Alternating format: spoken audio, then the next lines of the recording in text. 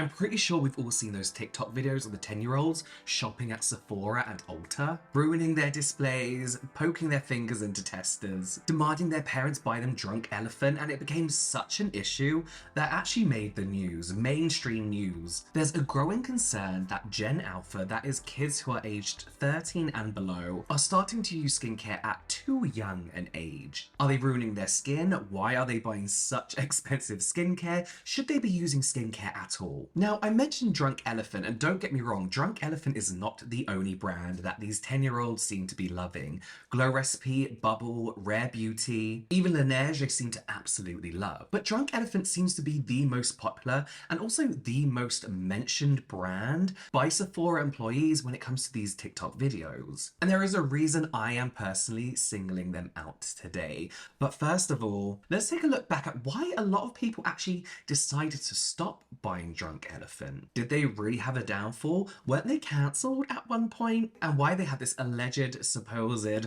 rise in popularity, especially amongst these kids. First of all, didn't we cancel Drunk Elephant? There have in fact been several attempts to cancel Drunk Elephant. Well, not cancel Drunk Elephant, but mainly calling them out on their bullshit. I guess the first real point of controversy, but probably the least controversial compared to what else we're going to be talking about today, was the launch of their campaign of the Suspicious Six. This was a campaign that reflected on their belief of bad, toxic chemicals in your skincare, 6 ingredient types that they leave out of their skincare products. Those include essential oils, alcohols, silicones, chemical sunscreens, fragrances, dyes, and sodium lauryl sulfate. Even when they launched this campaign, maybe 4 years ago when I actually first talked about this, it was a very outdated point of view when it came to cosmetic science. At this point in time, I believe it was just before COVID hit, like the year before or something, people were already starting to learn more about the ingredients in their skincare, what toxic really meant or didn't mean. People were learning the actual science, and the clean beauty industry was just kind of looking more and more, I guess, uneducated in a lot of consumers' eyes. And honestly, Drunk Elephant went with it, and it did well for them. I think if you want to sell your brand nowadays without really caring about how you educate your consumer, you opt for clean beauty. You use fear to sell your products. And it's not really surprising from a brand who launched as I mentioned, a clean, non-toxic, no chemicals, no nasties kind of brand. As I mentioned, the controversies get worse. I'm just going to touch on this one real quick because there's no real evidence, but apparently what the Drunk Elephant social media team would do was delete a lot of negative comments on their social media. There's no real evidence of this other than people making those claims. However, the next controversy there's a good amount of evidence for. Drunk Elephant were known for not only deleting negative comments, but not really being comfortable with any kind of feedback whatsoever. So much so that they'd often have run-ins in their social media comments, whether it's unhappy customers or influencers who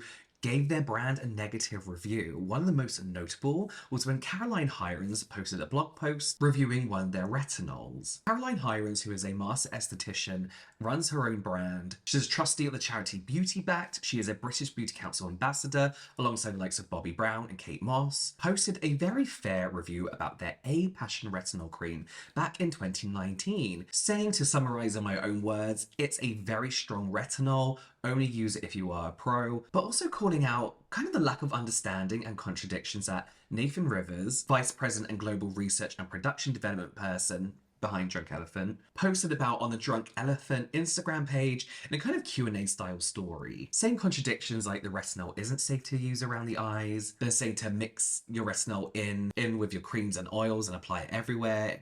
He then says it's safe to use around the eyes. Mix your retinol with oils and creams, will come onto smoothies in a bit. Just a very apparent lack of understanding for somebody who works in research and development for how skincare works and chemistry. So our good friend Nathan for short, didn't take kindly to the feedback of this blog post. And when he was sent Caroline's blog post via DM, he replied basically saying that Caroline Hirons didn't understand how skincare works and how skincare formulations work. And in general, she is just hostile, which is a very common thing for men to say in regards to when women speak up about their opinions or when they have strong opinions in general. They're hostile and angry. Nathan obviously took the review very, very personally because, you know, there was a little dig at him and his lack of understanding of basic skincare chemistry, the brand's own warnings about how to use their retinol. But instead of having that kind of customer service kind of tone, I guess it's just a professional tone in general, he kind of threw a strop like a little 10-year-old, kind of like who their core demographic is now. All this is really bizarre behavior, not just the customer service point of view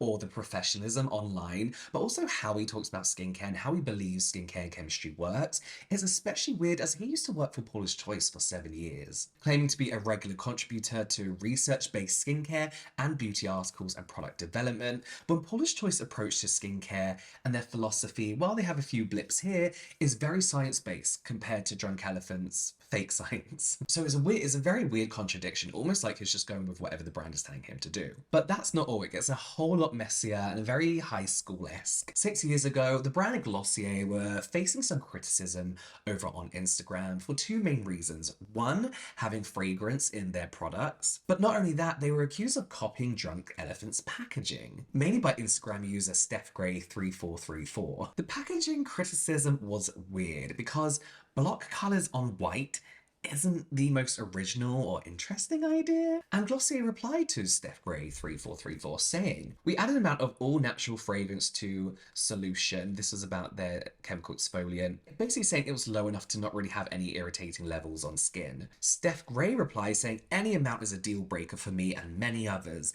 I just wish more skincare companies would get with the program. You copy Drunk Elephant's packaging, why not copy their philosophy?" Another Instagram user got involved and said that some people don't mind their products smelling good, especially if it's going to offset the acidic smell. Get off your high horse and use another product. Then Drunk Elephant replied, as though they were Steph Gray 3434, saying, "At Luna Vibes, I'm not on my high horse." Others have left the same comment, and this is a place for feedback for Glossier. Why do you care? Fragrance doesn't belong in skincare products. It's not good for you, so why do companies keep using it? That's a fair question. I wanted to get this for my daughter because it's a cheap alternative, but now I can't. Glossier wasn't an affordable exfoliant, I must say. Drunk Elephant had forgotten to reply from their burner account, I guess you can call it. Drunk Elephant was pretending to be Steph Gray 343 and attacking Glossier.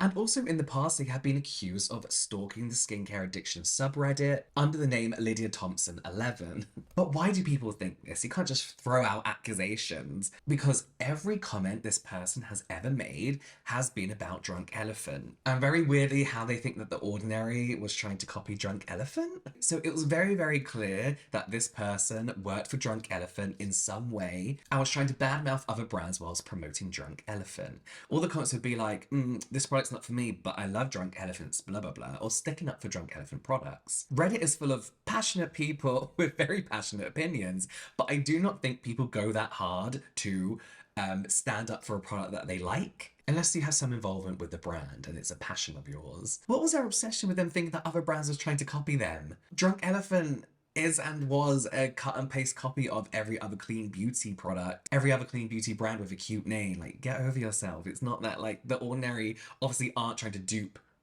Drunk Elephant. Drunk Elephant did end up addressing this situation, saying, from Drunk Elephant, message on Glossier. Several weeks ago, there was an unauthorized login by someone who was given our password in the past. Brands will always blame an intern or somebody who used to work there. We think this was someone who felt wronged and defensive on our behalf regarding Glossier and was trying to stick up for Drunk Elephant. They go on to say, we don't allow negative talk internally about other brands and we don't share these sentiments. I do not believe this for a second. Their vice president of global R&D is willing to message back a customer, a consumer, whoever it was, bitching about the writer of a blog. I very much doubt there is no bad talk within that company. The way they used to reply to people in the comments on their Instagram, they're bitchy, these snide little comments. They couldn't take feedback. Nothing they did was wrong. Nothing they did should be questioned. It was their way or no way at all. Everything they did was right and the truth. I don't know how that is nowadays because I don't care.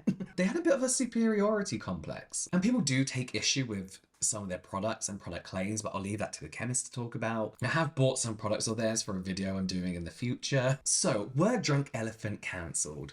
Not really, no. Because unless you watch a lot of skincare content online, you're religiously looking through Drunk Elephant comments, you're on Reddit, you're not going to know about all this. You're just going to know they're a brand who offer this clean beauty. And if anything, they had a very gradual rise to popularity now spiking. I use this Google program, I think it is, to help me come up with ideas for videos, see what's trending, see what questions are trending, see what products are trending. And you can see that the search volume for Drunk Elephant has only risen. With all the Google searches being about their most famous products and not their controversies, they are still a relatively small blip on the radar compared to brands like The Ordinary, CeraVe, and even Clinique, but these aren't representative of in-store retail. In fact, back in 2019, their popularity was still kind of meh, like they're another, as I mentioned, another clean beauty brand. There's a lot of brands launching at the time. People were neither here nor there about them. But saying that, they were bought by Shiseido for 850 million. Shiseido are one of the bigger beauty conglomerates who appear to buy out people with very boring logos. And since then, they've only gone from strength to strength. It's fair to say that between 2019 and 2023,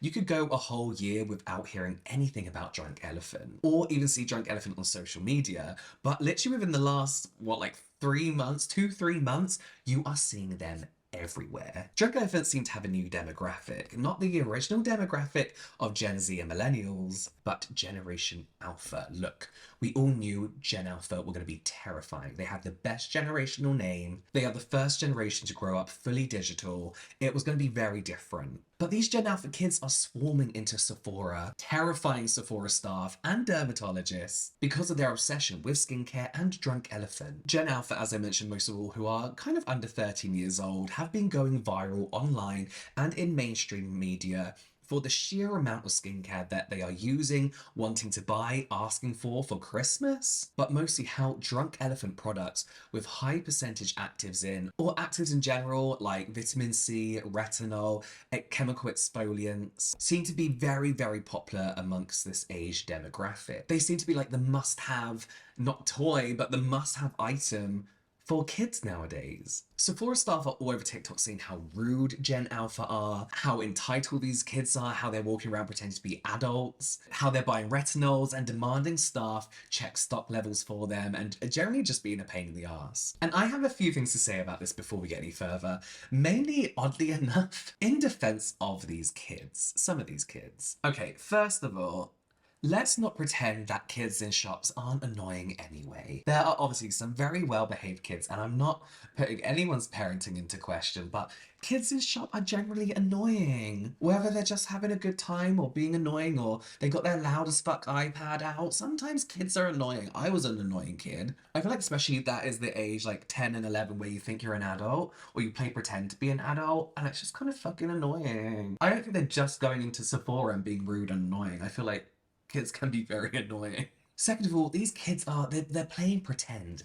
They're emulating what they're seeing other people do, which is what kids have always done. My generation, we were into celebrities and, everyone pretend they were in pop groups. They dress up as the Spice Girls, and then when we hit like our teens, we were like wearing big sunglasses and talking like Paris Hilton and Nicole Richie, calling each other bitch and slut, We were just emulating what we saw on TV. These kids grew up watching influencers. They're constantly on TikTok. They're acting how they see their favorite influencers act. I guess that's playtime for them? I don't know. I don't know what kids do anymore. Are they on TikTok all the time? I don't know. I used to go out the front and play in the woods, with a stick and a rock. I had a bike. So they're literally emulating what they see. And I don't think influencers can mock these kids when they're the ones creating content that really does, whether they like it or not, cater for kids. Because it's, in your face. It's, wow. You're acting like a kids' TV presenter. All these fast transitions, blah, blah, blah. They're making kids' TV. So kids find this interesting. So all these influencers kind of mocking these kids. Yes, I do find those videos funny, but also they are acting like you. They are copying you. It is your fault they are doing this. They're copying your get ready with me's. They're copying your evening skincare routines, your makeup routines, your skincare hauls, your skincare collection videos. They are copying you, the products you use, and the way you talk, because that's what kids do. I will say also it's not unheard of for 12 to 13-year-olds to start using skincare. I was an early bloomer. I wish I had salicylic acid in something other than a form of a clean and clear astringent. So, it's not unheard of for, or even the Glow Recipe BHA, betaine salicylate instead of salicylic acid, a much gentler form of salicylic acid. I wish I had that. I wish I had that toner when I was breaking out as a teenager. So, I do understand the need to start skincare around the age of like 13, sure. With that being said, unlike dressing up like the Spice Girls and calling each other slut, oh no, don't, no. The use of actives on a child's skin isn't harmless. It can do long-term damage. So many dermatologists have spoken up about kids shouldn't be using retinol. A lot of these kids have been like, it's good to start early. Not that early. That's not what they mean when start early. Obviously, it's a huge issue. Many dermatologists say, they can use skincare that doesn't have actives in and it's harmless. All they really need to do is cleanse, moisturize, and use a sunscreen, if that. Is their skin going to fall off if they are using a hydrating serum? No. Is it going to do any damage? No. Do they really need to be doing it? Absolutely not. But avoid the actives at all costs at such a young age. My personal opinion is if you can afford to buy these products or afford to buy your child these products and it's not full of actives that can damage their skin, it's whatever. Like, if that's what you want to do with kids, then fine. I guess it's the age-old question of when do you allow your kid to start wearing makeup? I don't know. It's never an issue I have to deal with. As I mentioned, it's not just Drunk Elephant, it's Glow Recipe, it's Bioma, Bubble, Rare Beauty, Laneige, all popular amongst this age demographic. So why am I singling out Drunk Elephant? Well, there's something about Drunk Elephant in particular, which is kind of encouraging a number of skincare bad habits at such a young age. And that is their skincare smoothies. What are Drunk Elephant skincare smoothies? Well, they say we think of our skincare routines as smoothies. Much like you choose ingredients for your daily smoothie based on your body's cravings, pick products for AM and PM, smoothies based on how your skin feels. They say our products are silicone-free and biocompatible with skin, so they mix together easily and are highly absorbable. They say mix any of our serums, creams, or oils together in the palm of your hand and then apply them all at the same time. This is, in my opinion, what makes kids so attracted to Drunk Elephant, and I might be wrong. Remember when we were kids and we would make perfumes out of like water, rose petals, sand, whatever we could find in the garden? This is that for them, but on an airless pump moisturizer packaging. And I blame TikTok for this because this is what older influencers have been doing with their Drunk Elephant products. Instead of mixing in the palm of their hands, they're mixing on the top of one of the Drunk Elephant moisturizers, mixing it all together on top and then applying to their skin. And this looks like fun. Kids want to copy this. It looks like they're doing their, a professional routine. And the worst part is the kids are doing this in store. This is so annoying. I worked in retail for a very long time. If kids were doing this in my shop, I would be livid. They are going to Sephora and making smoothies, messing up the display and messing up testers in general, and just leaving shit everywhere. Now, this video isn't to berate the kids because they're children. They're gonna be annoying. They're gonna do things that adults are like, oh my god, what the fuck are you doing?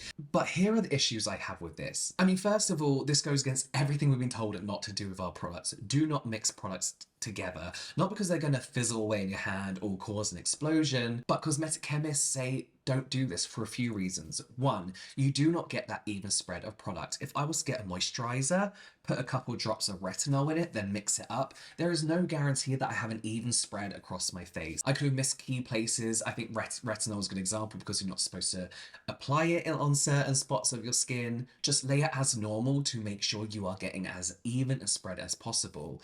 The ingredients in your smoothie will not be evenly distributed. And when these products cost as much as Drunk Elephant products do, that's a big waste of product and a big waste of money. Two, it's also encouraging overuse and overconsumption of skincare.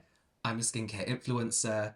I'm not one to talk. I have more skincare in my drawers than I'll ever need to use. It's to the point where I'm actually embarrassed about it now and why I don't have my skincare collection out on display. And by overuse of product, I don't mean, yes, you are going to waste a lot of product, but these smoothies are encouraging kids to be making like these potions using different ingredients from all these different products and skincare steps that they don't not only need at that young age, but also don't need to do an extensive routine in the future. It's like use the retinol, then a vitamin C, then these niacinamide glowy bronzing drops, and then this oil, and then a moisturizer. Already too many steps, especially for a 10-year-old. As much as I hate this, because I do not like a minimal skincare routine.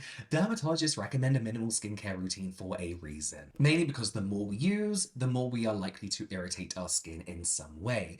And when you are 10 years old, well, I should say years like that, 10 years old to 13 years old, they usually have the smoothest, nicest skin for no reason. They are going to ruin their skin. They are going to ruin their skin. And a lot of these interviews I see with these children say that it's a good practice for the future, which I get. I do get where they're coming from, right? But they don't need to be doing any of that. What they're doing is potentially ruining their skin for the future. Now, you would think that a brand would try and put a stop to this, but not Drunk Elephant. They posted this on their Instagram, and this is a post saying, yes, kids and tweens can use our products. Now, in all fairness, credit where credit is due, they actually supplied a list of products that are safe for kids to use and a list of their products that they should actually avoid, which is, I think, what the main issue is, what a lot of people are saying is the main issue. So yes, good on them. I do feel like they did what they should have done. And a lot of the comments under this was arguing that kids shouldn't be using skincare at all. Why are Drunk Elephant encouraging them to use skincare, especially skincare at such a high price? And honestly, I would say this isn't Drunk Elephant's fault. Like, as much as I'm not thrilled with the brand, it's not their fault. But I do see why their products stick out to kids. They got a cute name and they're encouraging science experiments with their products. It's fun. It's fun. But as I mentioned, it's down to the parents. Like, what are you letting your kids buy? If you say, yes, my child can start using skincare, you better make sure that you know what the skincare is, that it's not harming them. If it is your money, it's your child, do what the fuck you want. It's obviously very different when it comes to actives. That's the issue here.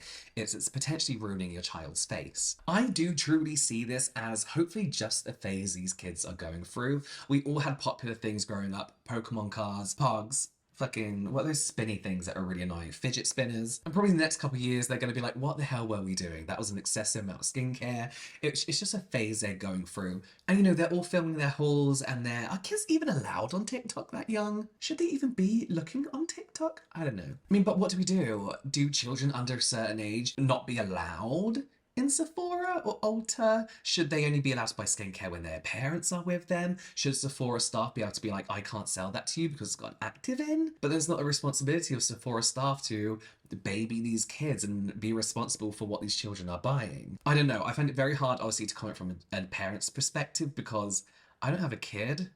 I don't know what I'd do. Well, I'd be like, no, you're not using that. Okay, I'm back because whilst I was editing, I saw a video from a TikTok user called, I forgot the name now, Abby the Badass Mum? Something like that. I just kind of wanted to react to her point of view on this, and I have to say I disagree with a lot of what she's saying. Okay, this is a message for Drunk Elephant. I know some creators might be afraid to make a post like this because be like, oh, they'll never work with me, they'll never take me on one of my brand trips. But this is important, and Drunk Elephant, especially your marketing department, you need to make some changes. There are so many kids, teens, and tweens that are obsessed with your brand, and you are doing nothing to properly educate them and their parents. So here's my opinion about should Drunk Elephant, now that they are very popular with a certain demographic, being kids, should they now redo their whole marketing strategy, spend money on educating kids what is in their skincare just because they have a sudden boom with that demographic? No, I don't think they should. I honestly think doing a post on their Instagram saying, here's what you shouldn't be using, is good enough. I think it's good enough. Do I think they should be posting that a bit more regularly? Do I think someone in their marketing department, one of their like PR kids who run their TikTok or whatever, can do a TikTok re-emphasizing that? Maybe they have, maybe they haven't. Yes, I do think they can take 10 minutes out of their day to do that. They are using products that are not appropriate for their skin and age, some of them doing harm to their skin. I see it in my comments. I went through your Instagram and scrolled and scrolled. I found one post with information. For once, you said which products are appropriate for kids and tweens, but if you read the comments, the parents aren't happy. When you introduce the Goldie Drops, it's not for kids, that's what you say. Why do you not have some sort of disclaimer in the caption?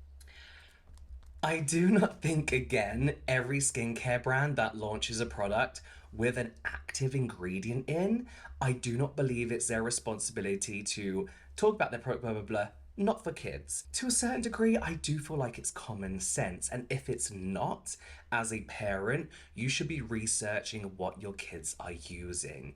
You research what food you give your kids. If you're going to pick up a snack for your kid, you'll look at it and see what's in it and give it to them. Why is it any different from what they're putting on their skin? I do feel to an extent that certain packaging can kind of be misleading. I know Glow Recipes packaging, very fun, very attractive to kids. But sometimes there's cute animals and bottles of wine, but we all know that's not for kids, because we know there's alcohol in it. I do not think Drunk Elephant now has to go around and labeling all their products not for kids or anything they post, put age range on who can and can't use this, because they're not a child's brand. Bubble, very obviously a kid brand. Drunk Elephant, very clearly not for kids. The packaging should give parents a kind of like, oh, hang on, what is that kind of feeling?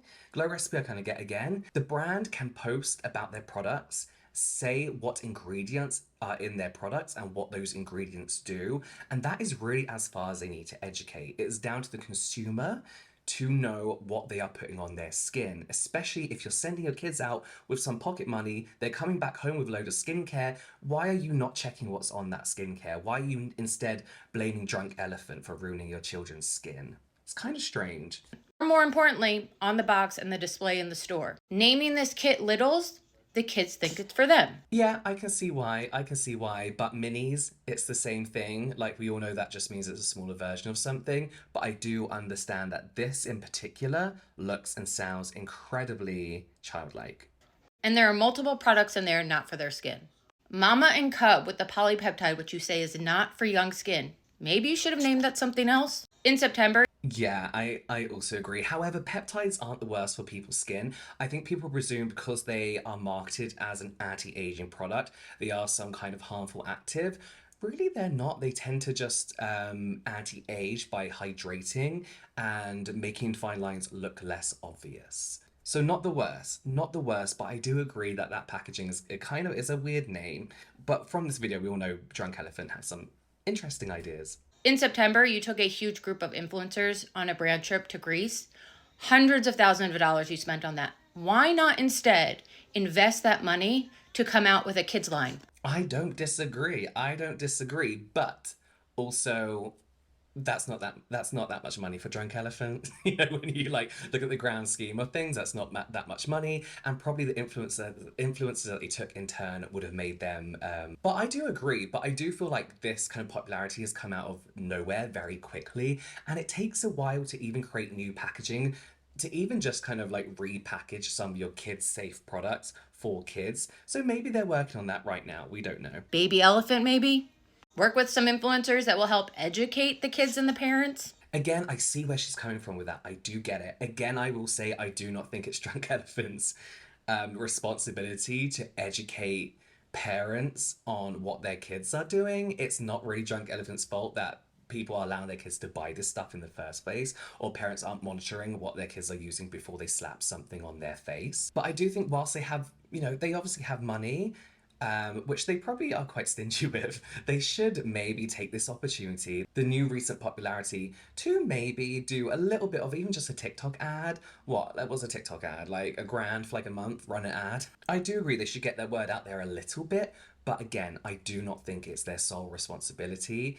They're not in charge of your kids. They're not responsible for your kids. People make products for young adults and adults, and they don't necessarily have to market them as not for kids or label them as not for kids. I don't think skincare is any different. Put some labeling on your packaging, but you got to do better than just one post. I feel like a lot of that video was shifting the blame, the responsibility, away from parents over to a brand. Imagine if every retinol had to put not for kids on it. It's kind of ridiculous, to expect every brand to do that. I do think we're lucky as far as skincare education goes nowadays. We have amazing educators online who are telling kids what they should and shouldn't be using.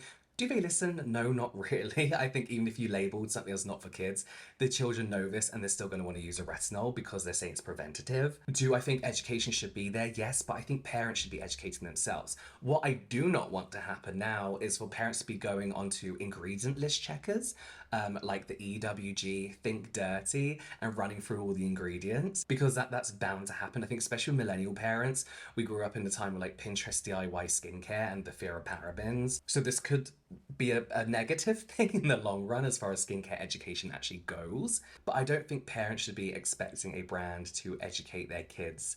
But yeah, let me know what you think, because I think, in my opinion, that felt a little bit like they were passing responsibility onto a brand. So whilst editing this, actually, Bubble, who is one of the popular brands amongst Gen Alpha, with the brands we're seeing them play with over on TikTok, have posted a series of videos basically talking about when skincare is appropriate to use for what age group and what products fall under those categories.